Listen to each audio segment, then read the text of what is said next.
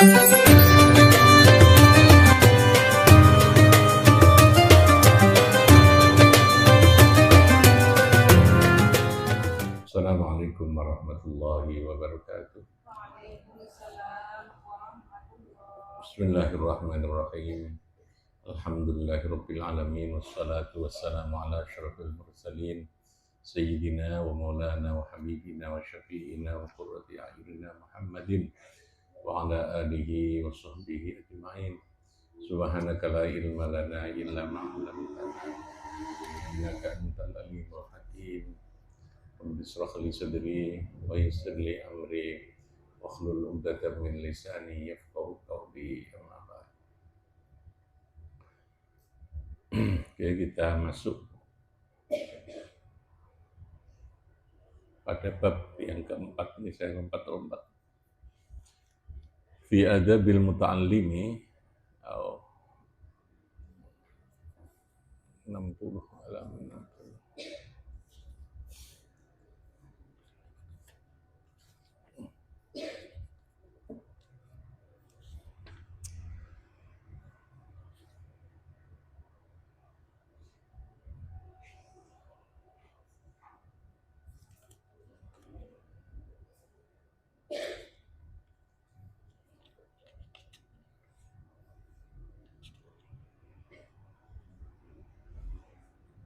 Fi adabil alim fi durusihi. Bab yang ke-6. Adab atau etika seorang yang berilmu, alimun, seorang pendidik, fi durusihi, di dalam proses belajar mengajarnya alim. Jadi durus ini tidak hanya sekedar mengajar, tapi proses terus belajar baik untuk dirinya maupun memberikan materi atau pelajaran kepada orang lain. Ini ada etika ya, ada adab. Jadi sekali lagi adab itu di atas ilmu, di atas norma, di atas hukum. Jadi yang secara norma mungkin tidak masalah, tetapi secara etika dia bermasalah. Gitu ya. Makanya orang setelah memahami dan mematuhi terhadap persoalan norma atau hukum, tata tertib, ya, standar kebijakan, maka harus disempurnakan dengan etika bagaimana sebuah norma itu dilakukan dengan baik. Gitu. Ini sering saya katakan, norma atau fikih hukum itu batas minimal. Batas apa? Minimal. Di atasnya adalah adab etika itu. Nah, norma atau fikih itu menjadi batas minimal untuk mendorong seseorang membangun karakter tadi itu. Jadi batas minimalnya. Nek wis duwe kaya ngono, wis biasa salat fardu itu kan wajib, harus ya. Itu norma, anggap saja norma. Maka lalu dia diharapkan nek wis sergap salat fardu ini, dia akan membiasakan dan merasakan nikmat melakukan salat. Dia akan merasakan ada kerinduan, ada kenikmatan, ada rasa bangga, rasa lego, rasa damai gitu ketika sholat. Kalau sudah memunculkan perasaan itu, dorongan-dorongan itu, maka dia akan mencari yang lebih dari sekedar apa yang diwajibkan. Wajib itu wilayahnya pada norma dalam arti hukum ya, hukum itu. Jadi hukum sesungguhnya adalah batas minimal aturan itu untuk mendorong seseorang masuk berada di dalam wilayah akhlak, menjadi karakter, lalu menjadi budaya di dalam dirinya itu.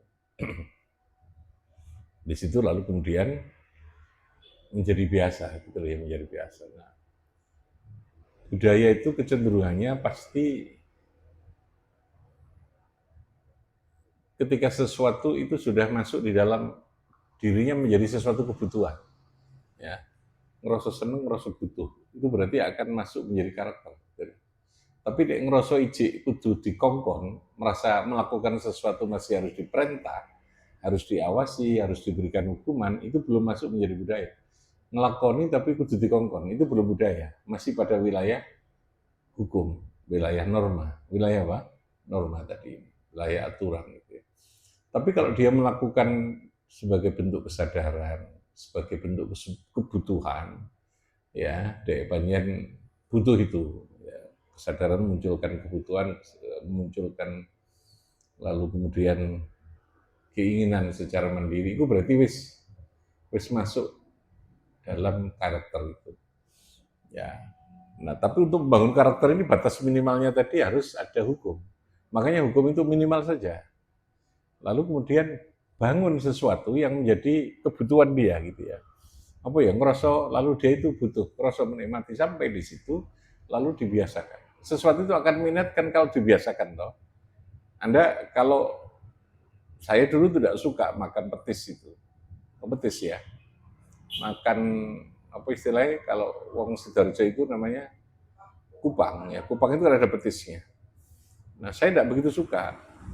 Nah ibu itu sangat senang petis kupang itu senang banget.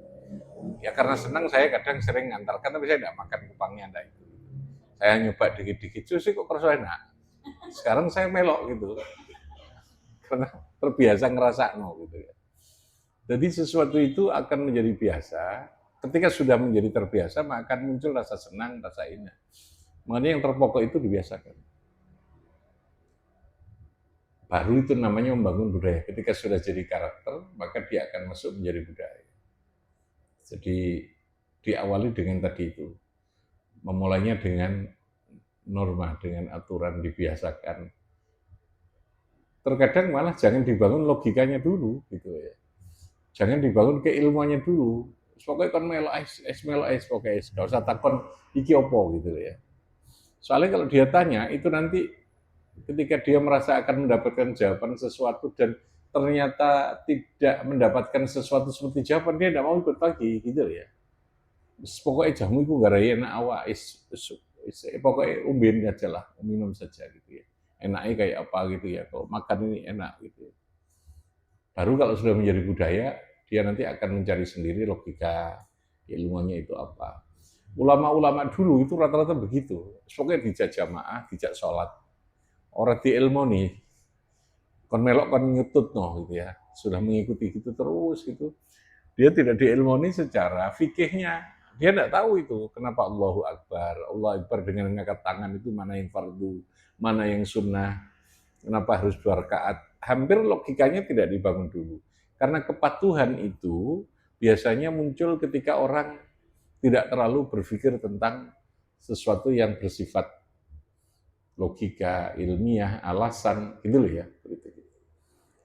Orang semakin ketika dia menemukan logika, menemukan ilmiah itu semakin tidak patuh. Gitu ya. Potensinya tidak patuh. Kalau dia tidak cocok dengan apa? Logika ilmiahnya itu. Anak kecil itu kan dia nggak usah dikasih ilmu dulu, suruh saja dia biasakan melakukan itu. Karena tanpa logika, sesungguhnya orang itu sudah diberi fuad. Fuad, ya. Jadi fuad itu di luar basor. Jadi dalam Quran itu dikatakan, la ta'lamuna syai'a wa ja'alakum sam'a wal absar wal afidah. Ada afidah. Afidah itu adalah perpaduan antara jiwa dan hati-hati dalam jiwa itu. Dia bisa menangkap, ada karakter, ada afidah itu.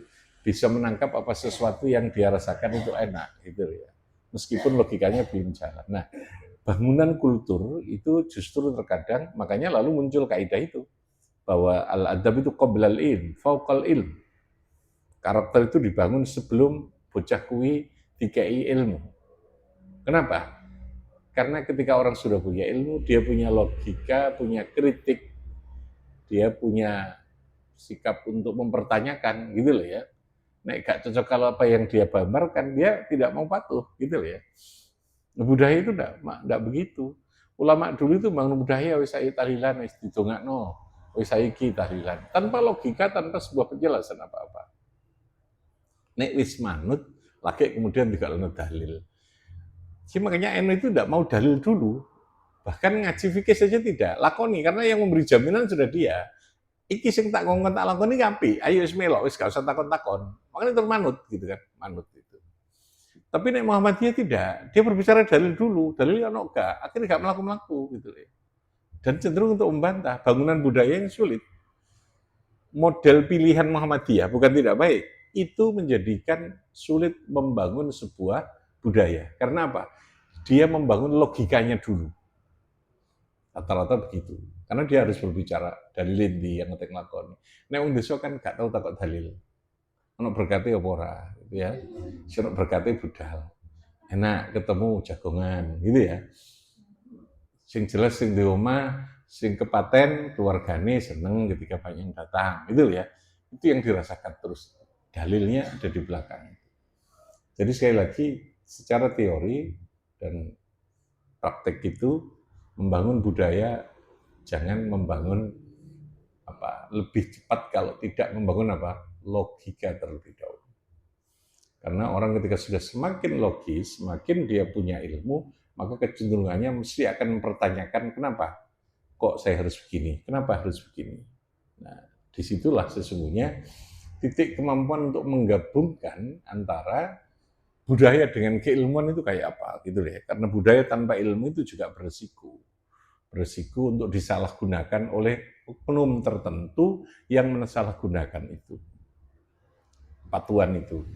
Munculnya banyak aliran-aliran yang neko-neko itu ya, yang lalu ujung-ujungnya dia juga melakukan kapitalisasi atas aliran, itu karena dia memanfaatkan itu tadi gitu ya. Memanfaatkan terhadap proses yang di luar logika tadi itu, di luar ilmu. Pokoknya manut, kayak hal-hal yang tidak masuk akal. Jotakon itu kayak begini gitu ya. Makanya iman itu tidak di logika, tapi iman itu ada di dalam hati. Di dalam hati yang kita ini percaya dengan itu. Jadi sekali lagi seperti itu ya.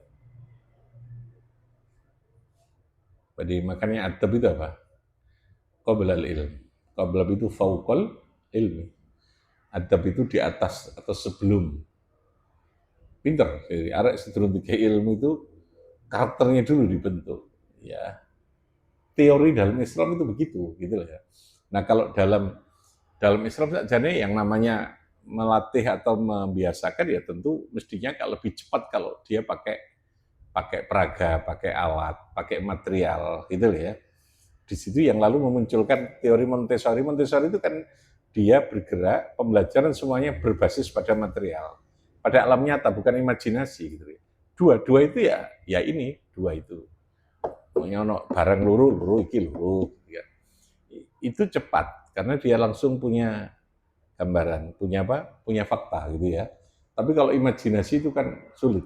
Dua itu ini, A itu apa enggak, tapi dia tahu. Oh ini kasih jeruk, satu ini jeruk, ini siji. Jadi berbasis pada material untuk di tingkat awal. Nah, di tingkat lanjutan maka tentu mengaplikasikan semua teori secara keilmuan akan lebih mudah ditangkap kalau langsung yang kemarin saya katakan diintegrasikan dalam sesuatu yang menjadi produk yang sifatnya nyata gitu ya. Anda ketika berbicara matematika, berbicara fisika, kimia ya, maka lalu kemudian jadi ini sudah motor gitu loh. Sudah motor ini ada fisikanya, sudah motor ini ada kimia nih. Gitu kan? Judulnya adalah sudah motor. Judulnya adalah mobil. Di mobil itu kamu jelaskan di mana letak kegunaan ilmu matematikanya, di mana letak kegunaan ilmu fisikanya, gitu ya. Di mana letak kegunaan ilmu kimianya, ilmu biologinya di mana, tentang lingkungan, dia mengeluarkan gas kan gitu toh. Tentang ilmu agamanya di mana, adabnya di mana, di situ karena numpak iki kudu wong, kudu ngerti, iki nggone sapa gitu kan. Di mana ilmu fikihnya, di situ akan muncul jadi satu. Sakjane ngono iku lebih dong. Nek mau apal terus iki definisi jual beli iyalah, adab iyalah gitu. Kayak iyalah tok ae. Ya kayak nggak soal, itu jawab soal. Dia tidak tahu. Jadi apa sih aku kok dikongkon belajar fisika kimia kanggone opo gitu. Gak ngerti kalau dia numpak pesawat perlu fisika, perlu ilmu kimia. Gak ngerti deh wong nandur sawah itu ya perlu namanya kimia, perlu fisika, perlu matematika, perlu ilmu komunikasi. Lebih dia angkat ngongkon wong perlu komunikasi kan? Ngeramut Pak Mando, ngeramut apa istilahnya?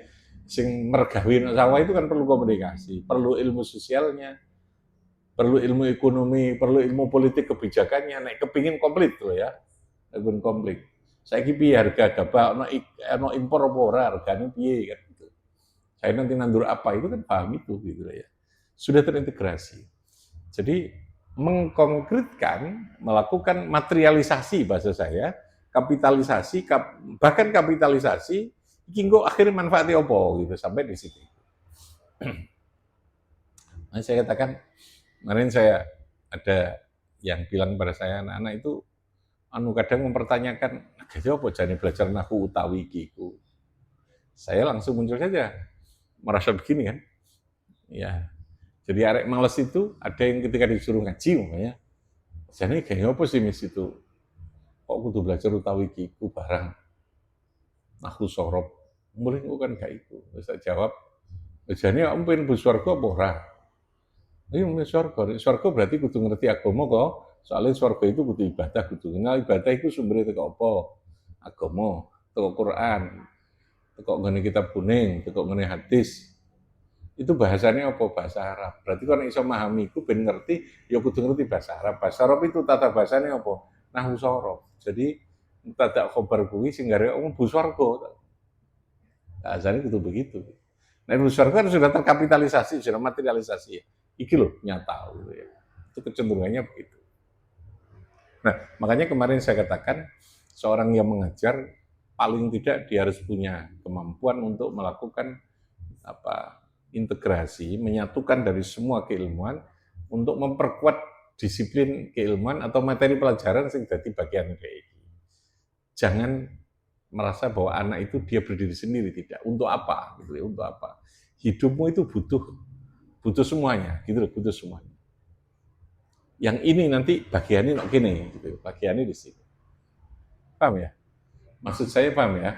Itu ya, terintegrasi. Makanya guru juga harus paham. Memahami politik, tapi nggak usah politikus banget. Ya, pokoknya dasar-dasar politik, dasar sosiologi, dasar ilmu sosial, dasar ilmu fisika, ilmu kimia, gitu kan.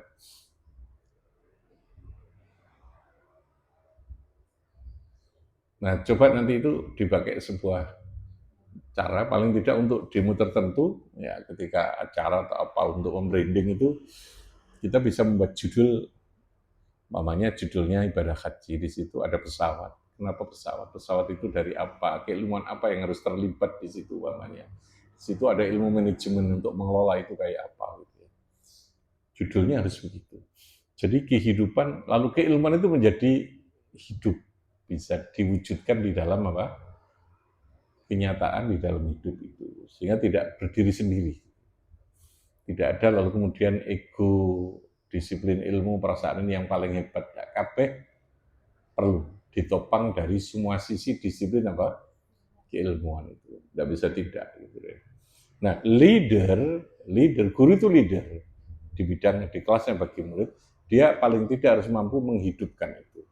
Apalagi leader dalam suatu institusi yang lebih besar, maka dia harus paham untuk bagaimana mencari keterkaitan semua aspek tadi itu ya. Tidak bisa. Kalau saya sebagai seorang pengasuh karena harus mengelola dari semua aspek yang terkait dengan ini, maka saya harus paham di semua aspek itu.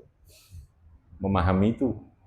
Jadi karena pondok ya ilmu paling pokok ya kudu iso ngaji namanya pengasuh. Lalu ya, yang menopang ngaji itu yang harus juga dipunya gitu ya. Sehingga dia bisa memanage urusan ngaji itu menjadi sesuatu yang bermanfaat, yang konkret, yang bisa sumrambah, iso dadi akeh, iso berkembang, iso dirasakno wong akeh. Itu dibutuhkan adanya kemampuan itu gitu ya. Kemampuan organisasinya, manajemen, kemampuan memahami bagaimana persoalan pendanaan, bagaimana persoalan kemampuan marketing, menjual, mempromosikan lembaga, harus punya itu. Memahami kebijakan pemerintah yang terkait dengan pendidikan, yang terkait dengan politik, umpamanya gitu. Itu kan terus harus itu ya. Nah, itu namanya berpikir secara integratif, tapi tetap orang punya spesialisasi. Paham ya? Punya apa? Spesialisasi. Tapi spesialisasi jangan berdiri sendiri. Ojo diikui orang terkait dengan yang lain. Makanya kenapa guru harus ngaji? Karena Anda tidak bisa berdiri sendiri. guru fisika yang tidak bisa ngaji, maka tentu dia tidak akan mau menghidupkan fisika itu di dalam kehidupan secara lebih nyata, secara lebih konkret gitu ya. Dia harus tahu kimianya, harus tahu matematikanya, harus tahu, tidak harus mendalami. Itu yang saya maksud seperti itu. Nah, di situ yang dimaksud dengan tadi ini ya, bangun itu. Ya banyak akhirnya harus ke sana. Di kampus itu kan problemnya anak terkurung ya. Tidak diberi ruang yang cukup dia untuk melengkapi diri pada aspek-aspek di luar akademik, di luar materi perkuliahan.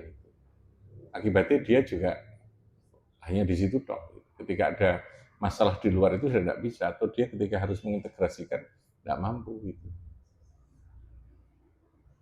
Bahasanya sekarang kacamata kuda gitu ya. Mek iku tok sini delok, harus babe opo gitu ya. Jadi kemampuan melihat secara menyeluruh dari semua aspek itu menjadi tidak ada. Yaitu fi adabil alim fi durusi. Jadi seorang guru ada adab tadi. Gimana membiasakan?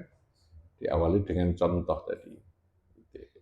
Fi adabil alim fi durusi ing dalem menjelaskan tentang bagaimana adab orang yang berilmu di dalam proses pembelajaran. Silakan, ada yang mau disampaikan?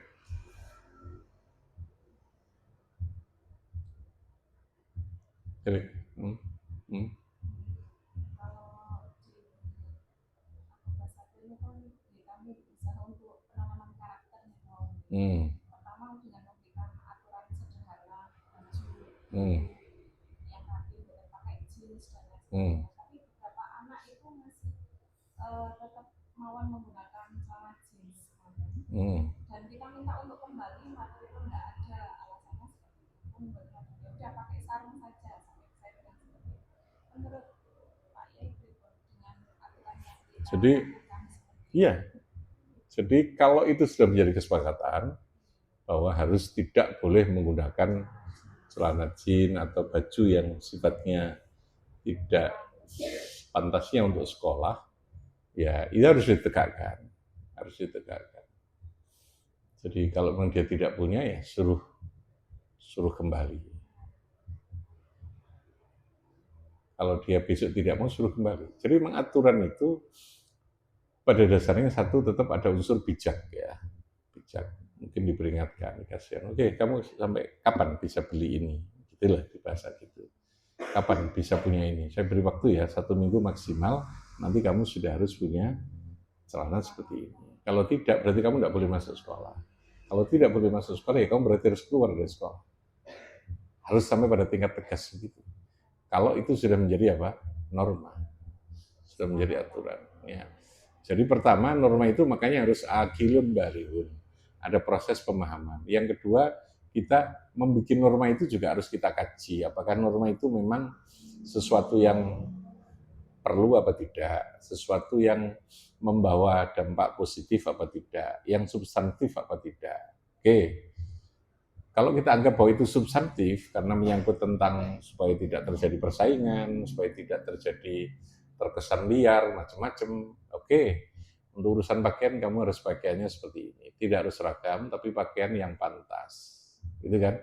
Untuk mengajarkan tetap kita melihat ada budaya, ada kepantasan untuk di masyarakat itu sebagai seorang santri namanya gitu ya. Rambut juga begitu. Ada kepantasan yang harus dijaga. Itu bukan persoalannya dosa bora, ini persoalan kepantasan norma dari segi sosial yang harus kita jaga. Kalau itu sudah kita sepakati lalu menjadi rumusan yang namanya aturan atau tata tertib, maka di sini letaknya kita harus tegas, tapi diawali dengan bijak tadi. Tegas itu di situ ada bijak. Bijaknya apa? Ketika anak mungkin belum terbiasa, ya diceluk sing terbiasa itu dua. Iya, dihukum dulu, mungkin disuruh itu berdiri, disuruh menghafal, kasih waktu, gitu kan? Dia manis dihukum kecil, dia belum ada pergantian, kasih waktu, sak mini, orang tuanya dikasih tahu. Termasuk ya, karena kalau tidak punya kan berarti harus beli. Kalau beli itu berarti urusannya duit. Nah duit kan anak ganti duit, orang tuanya, Bu, ini anaknya tidak punya ini, mestinya harus pakai ini, tidak boleh pakai celana, tidak boleh pakai apa yuk, rompi atau jas. Kadang kan anak-anak pakai itu karena biar supaya tidak terlalu bebas liar atau gak ketok semerawut kan gitu ya. Tidak apa-apa, tapi harus tadi itu penegakan sebuah hukum itu harus tegas. Kalau sudah dibuat kesepakatan itu ya itu. Nah itu yang selama ini saya melakukan begitu. Gelem ini awakmu wis dikandani wis ngene gak gelem ya wis. Meskipun kita sajane yo abot, tapi memang untuk menjaga kewibawaan sebuah aturan atau institusi itu harus begitu. Itu ya, gak patuh kamu berarti melanggar aturan kamu didenda di ini kok cek pancet berarti kamu harus keluar. Karena patuhan itu yang mahal. Bukan pada persoalan kepatuhan ya. Kepatuhan itu mendidik untuk patuh itu menjadi mahal. Artinya dia akan menjadi karakter kepatuhan itu. Kalau orang itu sudah membiasakan dia tidak patuh, saya ada yang ngerasa itu nanti berbahaya. Besok ketubruk mobil barang kalau tidak patuh kan. Kamu bahaya hidupmu kalau kamu tidak patuh. Contohnya, kemarin ya ada anak di AIS itu pengurus bahkan jamaah dia tidak jamaah karena mungkin merasa dia senior atau merasa pengurus. Ya, akhirnya kan pembina menyampaikan ke pihak sekolah kemudian merasa ya sudah ini Pak ya gimana anak-anak ini, ya wis nonton ini. Iya, om cek jam orang. Ya jamaah, wis ya engko nek gak jamaah maneh awakmu berarti saya keluarkan ya karena kamu pengurus jadi lebih berat. Ya harus saya begitu. Cuman gak luru ya, sak kelasmu gak jamaah tak tokno kabeh. Tapi kan kita tidak mungkin dia akan keluar semua. Gitu ya, kita tahu kan tidak mungkin. Tidak akan mungkin. Tak tono kabeh. Kon nek gak jamaah maneh wong tuamu tak celuk. Diceluk wong tua wis wedi ya. Takut gitu kan. Karena dia tidak pernah diceluk. Paham ya? Tapi nek diceluk-celuk hanya hukumannya diceluk ya gak wedi maneh karena bolak-balik begitu gitu ya. Sekali saja dipanggil. Wong tuane Pak niki mungkin nek mboten jamaah malih nggih, mungkin sampean beto wangsul gitu ya. Kamu kalau masih kelas 2 melanggar, saya tambah. Kalau masih kelas 2 melanggar, sekarang kamu saya keluarkan, saya kasih surat pindah hari ini juga. Tapi nek kelas 3 kadek melanggar, saya keluarkan dan tanpa surat pindah. Betul no, bapakmu? Oh, gitu kan? Saya kunci begitu. Awakmu nek sampai kelas 3 kok melanggar, ya, kamu saya keluarkan tanpa surat pindah. Karena kamu sudah tidak bisa sekolah. Bahkan nanti ngulang kelas 1 maneh, gak urusan saya. Jadi dia anak kan langsung takut ya, berpikir. Makanya hukum itu tekanan terus itu. Nah, menegakkan hukum harus kita yakin saja karena itu untuk kebaikan. Kalau dia harus kita hukum karena itu pasti akan munculkan jangan kita oh iki ngopi ya nek metu ya sakmene ya gak api-api tambahan. Tetap tegak. Tapi ada proses yang bijak tadi itu. Ada tahapan. Bagaimana dia supaya patuh dengan hukum. Di situ persoalannya ada seni dalam menegakkan aturan itu. Satu, supaya ada kepatuhan tidak boleh ada salah, apa istilahnya, ono pilih kasih, tidak boleh kita ini, gitu loh ya. Makanya saya ini ada untungnya, tidak hafal anak itu, tidak hafal saya itu. Nama orang itu saya tidak hafal. Karena kalau saya hafal juga saya mungkin bisa disopo saja, yang lain tidak, itu kan berisiko juga, gitu kan, berisiko juga. Karena perasaannya loh, kok iki tok sing dihafal aku gak, gitu ya. Indonesia ora hafal kabeh. Jadi ya, terus, ayo kan le, kalau le itu kan untuk semua. Ayo. Saya itu gak begitu hafalan. Nek ngapal duit itu apal cepet ya. Apal nama itu sudah susah ya. Ya untung nek duit apalan ya, gak apalan dibujui terus sih ya. Jadi yang terpokok itu harus ada apa? Berdasar. Tapi norma kita buat harus tetap dengan kajian, dengan pertimbangan apakah memang norma itu sudah pas kita buat. Kalau norma itu tidak pas dibuat, kita paksakan ya akan terjadi perlawanan gitu ya. Itu yang tidak mungkin gitu ya. Namanya kontraproduktif. Ini kan semangatnya ngatur itu untuk kebaikan, bukan untuk menyiksa gitu ya. Bukan untuk memperberat, bukan untuk menjadikan anak menjadi rumit, menjadi sulit kita itu. Ya. Rabbi fa'ana bi barakatihim